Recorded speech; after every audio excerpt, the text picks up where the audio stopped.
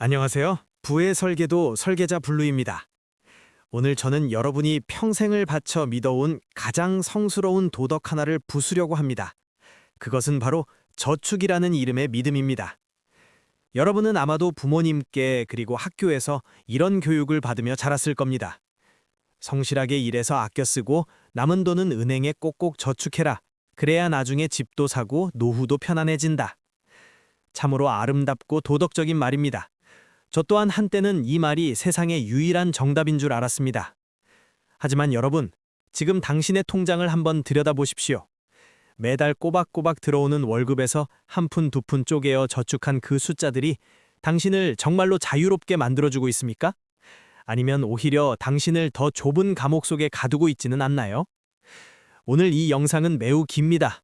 하지만 이 긴 시간을 끝까지 함께 하신다면 영상이 끝날 때쯤 여러분의 머릿속에 있던 낡은 설계도는 갈갈이 찢겨나갈 것입니다.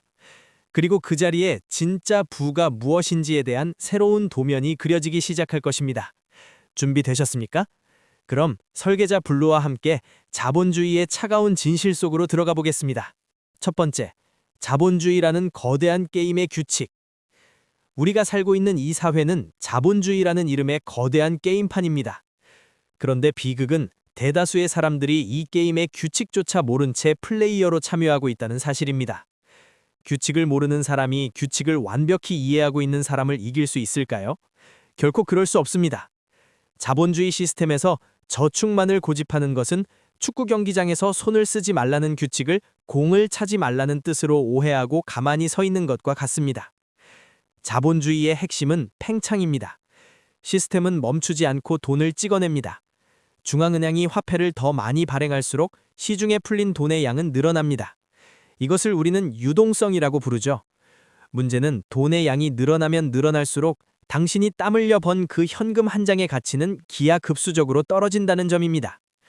여러분이 10년 전 은행에 맡긴 1,000만 원과 지금의 1,000만 원이 같은 가치를 지닌다고 생각하십니까? 절대 아닙니다. 그때는 1,000만 원으로 할 수 있었던 수많은 일들이 지금은 불가능해졌습니다. 이것이 바로 자본주의가 설계한 첫 번째 함정입니다.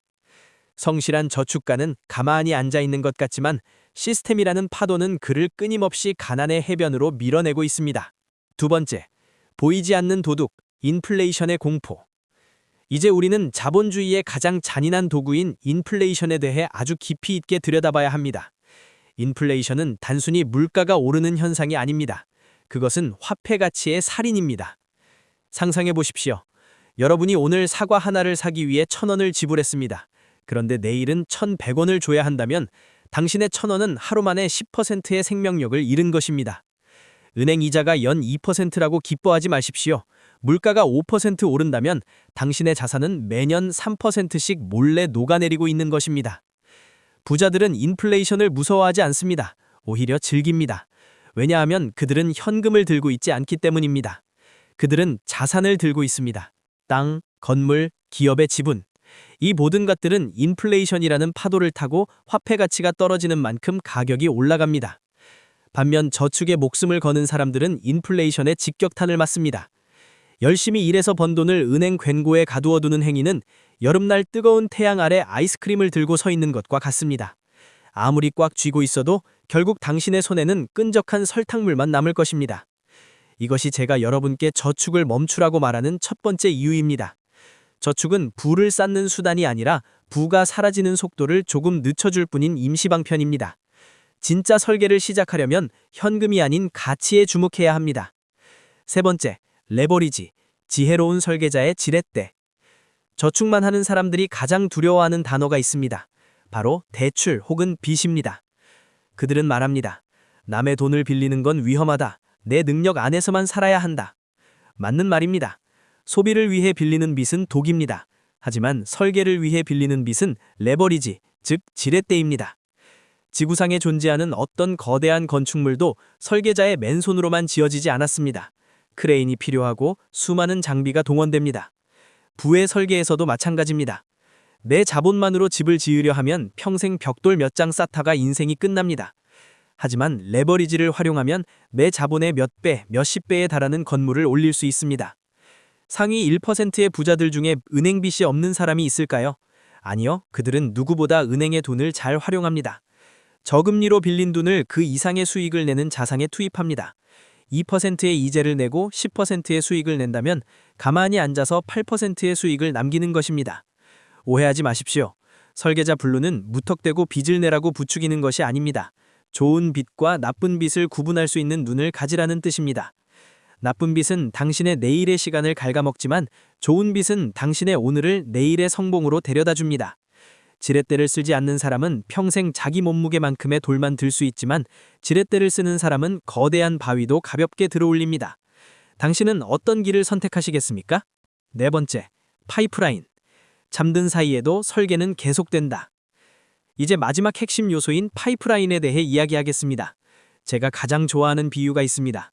물을 얻기 위해 매일 산 넘고 물 건너 양동이로 물을 나르는 사람과 마을까지 수로를 설계하여 파이프라인을 만드는 사람의 이야기입니다. 저축만 하는 사람은 전형적인 양동이 부대입니다. 그들은 성실합니다. 매일 새벽같이 일어나 남보다 더 큰 양동이를 들고 물을 나릅니다. 하지만 그들에게는 치명적인 약점이 있습니다. 내가 아프거나 늙거나 사고가 나서 양동이를 들 수 없는 순간이 오면 수입이 제로가 된다는 사실입니다. 반면 설계자들은 초기에 조금 덜 먹고 덜 자더라도 그 시간에 파이프라인을 설계합니다. 당장은 물 한 방울 나오지 않을 수 있습니다. 놈들이 양동이로 물을 날아 돈을 벌 때 그들은 땅을 파고 관을 연결합니다. 조롱을 받을 때도 있습니다. 너는 왜 돈을 안 벌고 땅만 파고 있니? 라고 말이죠. 하지만 파이프라인이 완성되는 순간 모든 상황은 역전됩니다. 설계자가 잠을 자고 있을 때도, 여행을 가 있을 때도, 사랑하는 가족과 시간을 보내고 있을 때도 파이프에서는 맑은 물이 콸콸 쏟아져 나옵니다. 이것이 바로 자산이 나를 위해 일하는 구조입니다. 부의 설계도에서 가장 중요한 도면은 바로 이 파이프라인의 위치와 연결 방식입니다.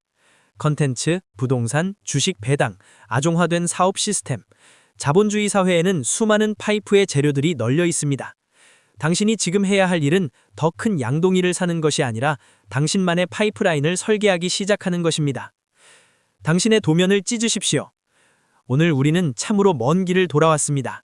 자본주의의 팽창, 인플레이션의 위협, 레버리지의 지혜, 그리고 파이프라인의 자유까지. 여러분, 이제 다시 묻겠습니다. 여전히 저축만이 정답이라고 생각하십니까? 여전히 은행 통장의 숫자가 늘어나는 것만으로 안도감을 느끼시나요?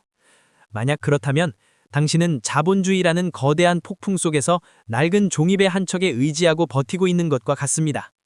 설계자 블루가 여러분께 드리는 마지막 제언은 이것입니다. 지금까지 당신을 옥죄어왔던 저축의 신화를 과감하게 찢어버리십시오. 성실함의 방향을 바꾸십시오. 노동의 시간을 줄이고 사유의 시간을 늘리십시오. 돈을 쫓지 말고 돈이 흐르는 길목을 설계하십시오. 부자가 되는 것은 운이 아니라 선택입니다.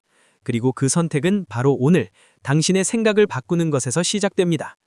이 긴 영상이 여러분의 인생에 작은 균열을 냈기를 바랍니다. 그 균열 사이로 새로운 부의 빛이 스며들기를 진심으로 응원합니다. 오늘 대본이 마음에 드셨다면 여러분이 지금 가장 먼저 바꾸고 싶은 어떤 관념 하나를 댓글로 남겨주세요.